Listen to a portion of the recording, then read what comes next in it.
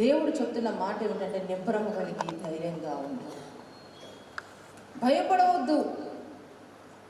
ఈరోజు మీ జీవితాల్లో కూడా భయం అనేది ఉంది.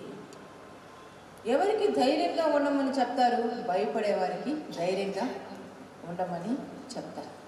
అనేక రకాలైన భయాలు మనుషులను ఆవరిస్తున్నాయి. ఎక్కడైతే దేవుని వాక్యానికి స్థానం ఉండదో అక్కడ భయము ఆ హృదయాన్ని ఏలుతుంది. కనుక మీ హృదయ అంతరంగములలో భయము, కలవరము, ఏదో అవుతుందేమో అనే తొందరపాట్లు వస్తున్నట్లయితే మోకరించి ప్రభు సన్నిధిలో క్షమాపణ కోరుకొని ప్రార్థన చేయండి. ఆ హృదయంలో ప్రభువు ఉన్నట్లయితే సమాధానకరంగా ఉంటుంది, ధైర్యంగా ఉంటుంది. ఆయన ఆత్మ పిరికితనమైన ఆత్మ కాదు, ఆయన ధైర్యం కలిగిన ఆత్మను మనకి ఇచ్చున్నాడు. ఇంద్రియ నిగ్రహము కలిగిన ఆత్మని ఇచ్చున్నాడు, కానీ పిరికితనమైన ఆత్మని ఇవ్వలేదు. కనుక ఈరోజు చాలామంది జీవితాల్లో భయం భయం భయం. ఇక్కడ కూర్చున్న వాళ్ళు ఆల్మోస్ట్ వారి జీవితాల్లో భయము ఆవరించి ఉంది.